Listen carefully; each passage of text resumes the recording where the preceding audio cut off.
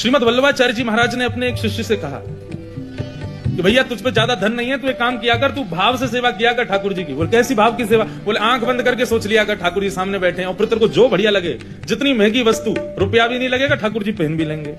उसने कहा जी बढ़िया है। दूसरे दिन विचार, ठाकुर जी सामने बैठे हैं लेकिन वो नेत्र बंद करके बैठा है। ये रही बढ़िया चांदी की चौकी, आहा, सोने की थाली, उसमें ठाकुर जी विराज गए।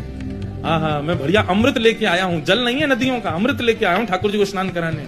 अमृत से ठाकुर जी को स्नान करा रहा हूं। क्या सुंदर ठाकुर जी के बढ़िया अंग का स्पर्श करके अमृत नीचे गिर रहा है। ठाकुर जी को बढ़िया मलमल के एक वस्त्र से पहुंच रहा हूं। ठाकुर जी को सुंदर इत्र लगा के मैंने श्रृंगार कर दिया। आहा, कितने बढ़िया लग रहे हैं लाल जी, कितने प्यारे लग रहे हैं। भाव से कर कुछ नहीं रहा है, केवल सोच रहा है। ठाकुर जी को मैंने सुंदर माला धारण करा दी। माला धारण कराने के बाद में अब ठाकुर जी तैयार हो गए, भूख लग रही है। ठाकुर जी लाओ चलो दूध को भोग लगा। मैं दूध सामने रख दिया, अधोटो दूध है महाराज, या मैंने बूरो डाल दें, 1 चम्मच बूरो डाल दियो, 1 और चम्मच डाल दियो, नेक और मीठो कर दूं। अरे ज्यादा डरगो दिख है, नेक निकालो, या मैं तो 1 चम्मच निकालने लगो तो इतने में ही प्रत्यक्ष ठाकुर जी प्रकट होकर उसका हाथ पकड़ लिए। क्या कर रहे हो? जैसे ही उसने नेत्र खोले तो सामने मदन गोपाल बैठे।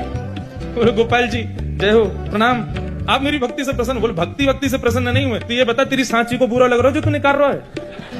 तो भाव से बुरा डाला, उसमें भी 4 चम्मच डाल दे, कौन सा तेरा जेब से लग रहा है? लेकिन उसका हृदय का भाव इतना प्रिय था, वो ऐसे भावावेश में सेवा कर रहा था कि उसको वास्तविक लगा और वास्तविक में ठाकुर जी प्रकट ही हो गए।